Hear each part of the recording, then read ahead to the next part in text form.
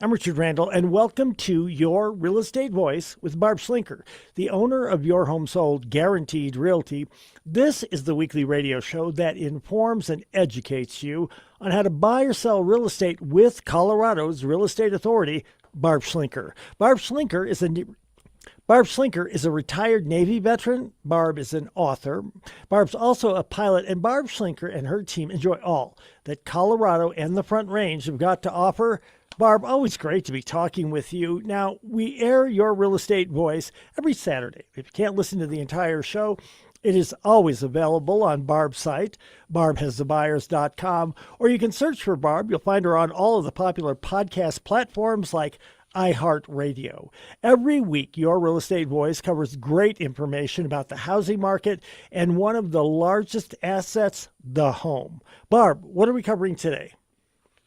Well, Richard, the first topic is something I probably talk about too much, but it's really critical in this market, is about why overpricing is a huge mistake, especially in a correcting real estate market.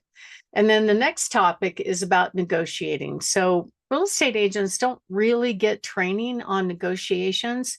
However, the public thinks that we know all about it. So we're going to talk about why many agents fail at negotiating for their clients, and they probably don't even understand why. I was just talking to a seller this morning that told me some agent he's got cameras all around his house, and some agent was in there telling their buyer that their lifetime warranty metal roof was going to have to be replaced with the next hailstorm.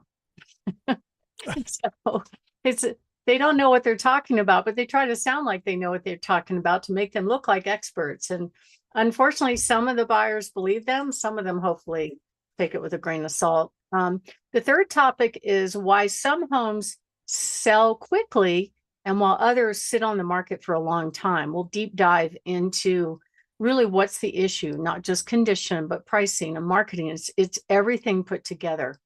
And last but not least, we're going to talk about selling a rental home and what you need to worry about when you sell a rental home, how you have to plan well ahead of when the lease is going to expire to give notice to your tenant is one of the key points you have to think about.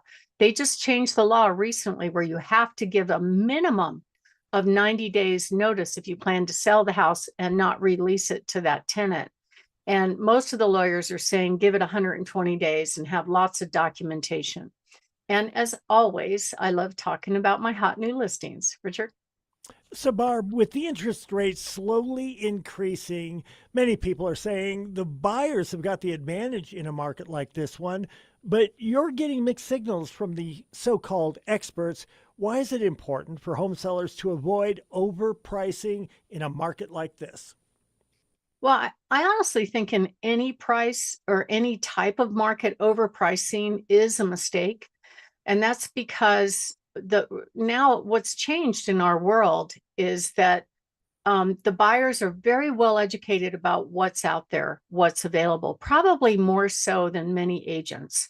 You know, when you think about what an agent does, okay, they meet with a buyer, they're asking them their budget, their criteria, what they want, where they want a house, but they can't possibly study every single demographic and every single price range. And they may not even study the one that their buyer is looking for. A lot of them are very reactive. And in fact, the whole MLS system made them that way. They set up this thing where you can set up an automatic search directly from the MLS, where you're supposedly getting really good data of most of the homes that are available, right? And it gets automatically fed directly to the buyer. Many times the agents aren't even seeing what listings that they're sending to the buyer. Buyers go, oh, get me in that one. I want to see that one. So they don't know anything about it. They don't research it many times until they go and show the house, and then they look into it finally. At that point, what's changed today is the buyers don't even want to spend their gas money going to look at homes that don't attract them to maybe making an offer. So years ago, when I first started, probably the average buyer I would work with would look at more than 40 homes, probably 40 to 60 homes was pretty common. Now it's only a handful because they've already done all the filtering based on the online presentation. They not only know that home, but they know all the homes around them, what's available, what they can get. They're taking a lot of things into consideration before they actually want to go look at a house. So it falls on the listing agent to create demand for homes, and it falls on the seller to make a decision about where they're going to price the home. And my experience has been that most sellers want the most money. And sometimes they decide on what the money amount that they want to get is based on how much money they want to take out of the house to do whatever they're doing next. And that's really a mistake. We'd love to give the sellers $500,000, $1 million, whatever is appropriate for that price range. But at the end of the day, it's the buyer deciding to make an offer that's gonna really drive how much money they put in their pocket. So it's absolutely critical that a seller makes those decisions, and it's very critical that that decision is made early on in the process rather than following the market down. So what I see in the market going on right now is that we're sort of very gradually declining in price.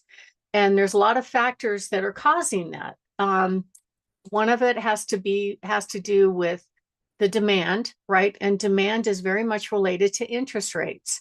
So the interest rates actually in the last probably month or so have gone back up. 30-year fixed conventional is almost 6.7%. VA and FHA 6.25%. So we had it with the 5 in front of it not too long ago. But the problem is every time they tick the mortgage rates up, it takes away buying power from the buyers. They have to reduce their price range of where they're looking. That's why they're very, very price sensitive. That's why they're looking at everything around it. And that's why they really understand what's available in the market, because internet is so prevalent. They can really get anything they want right on their phone or at their fingertips of their laptop or iPad. And they recently did a survey for buyers to find out, are they actually planning to buy a house in 2026? And only a small percentage of them said yes. A larger percentage, almost 40%, said maybe if the prices go down. 5%, it says it depends if the mortgage rates drop enough. And the biggest number there in that questionnaire was 44% said, no, we're not buying this year, maybe next year if we see the economy improve, meaning affordability. So people tend to raise their price in the spring. And we've actually been seeing that this year. We kind of see it every year. It almost looks like a sine wave where the prices tend to drop down over the winter time when fewer buyers are out there, and then they zoom back up going into the spring and the summer. But if you look at the comparison from last year to this year, the amount of average asking price for a home is down by 2 full percent. So the average price is in the fives. That means the prices have dropped about 10,000 from last year, or if not a little bit more. The other problem we have is that people that bought back in 2021, 2020, when they were facing bidding wars, when mortgage rates were really, really low, like 2.5%, 3%, it was like free money. It was actually cheaper to buy a home than it was to rent with these low interest rates. And they were in a position where they could actually make a higher offer than what they planned to on a home if they were facing competition. So the people that bought homes during that time, that put no money down, like the many, many veterans we have in the area that bought homes with zero down, they're in trouble now if they have to sell. Typically, the military will get transferred every 3 to 5 years. So the growth businesses that we've been seeing lately are homes that are taken back in foreclosure. Usually there's some kind of disaster or family disaster that took place, death, divorce, craziness, I don't know. And so those people, or the people that might still be on active duty, yet their home is not worth what they paid for it 3 or 4 years ago. They're very reluctant to rent, especially if they're moving somewhere else out of state and they have to deal with a rental property from far away. It's a lot of risk to do that. They know the house is going to take a hit because the tenants aren't going to take care of the home as well as you would as the owner. And they have to worry about, what if my tenant doesn't pay? Now I've got to pay for 2 households. So there's a lot of risk to that. So what's happening is we're seeing an increase in the number of foreclosures in the area, especially for VA loans. We're also seeing an increase in the number of short sales and also VA assumptions. Now, a short sale means that we're asking the lender to accept less than what's owed on the house. So if they bought in 2021, if they paid 0 down, they probably owe very similar to what might be worth right now. When you add in selling costs like that, they're upside down. The good news is, I heard through the grapevine that if you're a military member and you have to do a short sale, you don't have to miss a payment and drop a bomb on your credit. That has changed since during the meltdown. I think it's a good thing that that's going on, especially the folks that have security clearances and all that. They can't afford to trash their credit. All right. And then one of the things we're going to talk about is basically how we get all that right in the next segment. My name is Barb Schlinker. I'm the broker owner of Your Home Sold Guaranteed Realty and the host of this show, Your Real Estate Voice.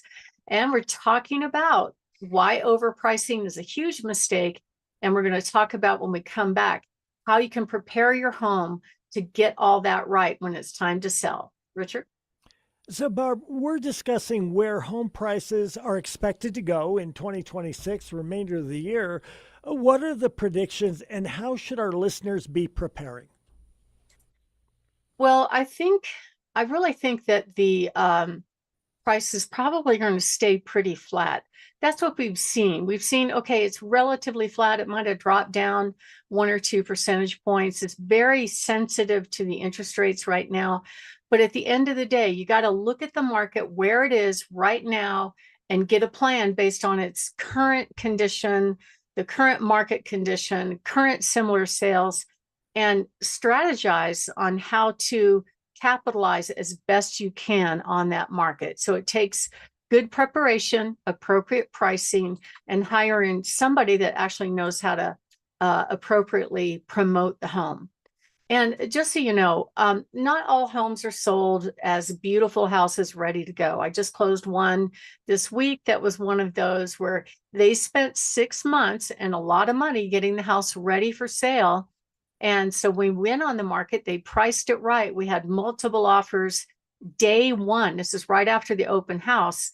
And it sold for well over asking price very quickly with a cash buyer. So all the stars aligned. He did everything right, but not everybody has the time and resource to make their house perfect. So if pricing, if you have a problem with something to fix, sometimes pricing will resolve it. But I will tell you now, buyers are pickier than ever. We just put one on the market that we priced it very realistically because it really didn't have any updating at all, like original carpet and just builder grade essentially. And everything was fine until we get the inspection objection. Now they're asking for new plumbing, new carpet, and fries with that too. So it's like, wait a minute, that we priced it low because we know it's not a remodeled, updated home, and they still ask for stuff. So I think a lot of that has to do with agent education, managing expectations with the buyer to get them to understand what the real market is. And if that home had had fresh carpet and fresh plumbing and everything else, it would have been $75,000, $100,000 more. So you really want to hire somebody that knows how to sell fast, sell for top dollar, and with the least amount of hassle. And the market's going to tell you very quickly if you didn't get pricing right based on the volume of showings and the time on the market. And we'll go into a little bit more detail now in the next segment about that. So if you are thinking of making a move, give us a call, 719-301-3900, or go to barbhasthebuyers.com. Richard? You're listening to Your Real Estate Voice with Barb Schlinker of Your Home Sold Guaranteed Realty. If you're thinking of making a move, call Barb at 719-301-3900 or visit barbhasthebuyers.com. When we come back, we'll be discussing why many agents fail at negotiating for their clients. Barb will explain that.